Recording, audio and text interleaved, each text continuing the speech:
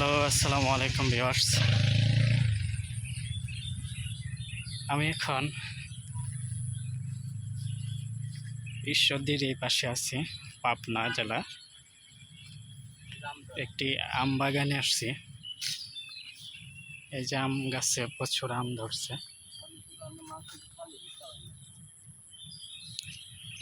এই পাশে যত দূর যাই শুধু আম গাছ আর আম গাছ, আম বাগান, অম্ল বাগান। এই পাশে ভুট্টা ক্ষেত, আর এই যে দেখেন আম গাছ। পাবনা, রাজশাহী,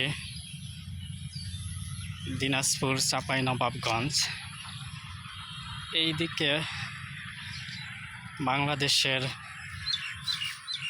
শস্য ভাণ্ডার বলা যেতে পারে, কারণ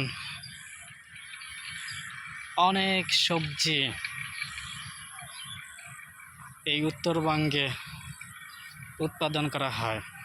চাটমোহর থেকে শুরু করে, অর্থাৎ উত্তরবঙ্গে প্রায় এরিয়ায় জুড়েই সবজি চাষ করা হয়। আর এরকম আম বাগান রয়েছে।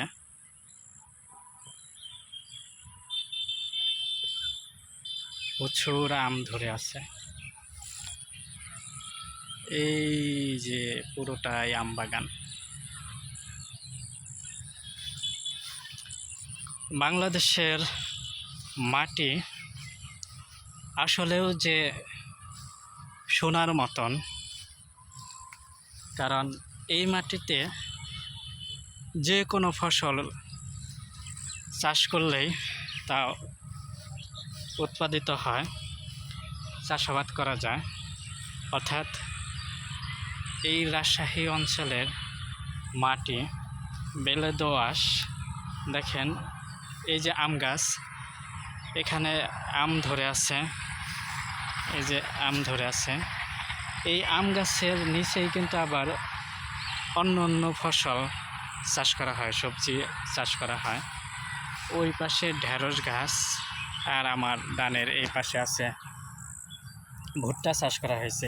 একই মাটিতে, একই জমিতে 2 থেকে 3 জাতের ফসল চাষ করা হয়। আম গাছের নিচেও অন্য অন্য ফসল, সবজি চাষ করা হয়। আমি সব সময় মুগ্ধ হয়ে যাই বাংলাদেশের মাটি দেখে।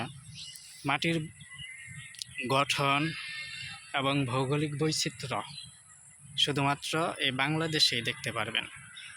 একক জেলার মাটি, একক জেলার এরিয়া, ভৌগোলিক পরিবেশ ভিন্ন ভিন্ন। আপনি এখানে, আমি যে জায়গাটায় আছি, এখানে বাংলাদেশের সব থেকে উত্তপ্ত উপজেলা। জেলাটার নাম কিন্তু আপনারা বলবেন যে উপজেলাটা নাম কি, যেটা বাংলাদেশের সব থেকে গরম থাকে, সেই উপজেলাতে আছি এখন বর্তমানে, একটি আম বাগানে। সেই উপজেলাটার নাম বলবেন। দেখেন আম ধরে ধরে আছে। এই আমটা এখনো পাকেনি, তবে এটা আরেকটু বড় হবে। বড় হলে এটা পেকে যাবে, সুস্বাদু আম। আর এই যে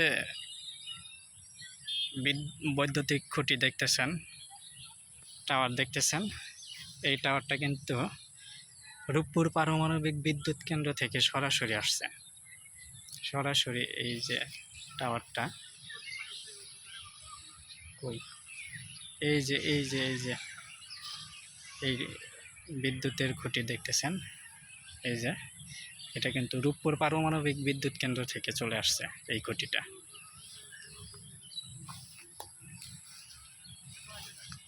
ধন্যবাদ সবাইকে।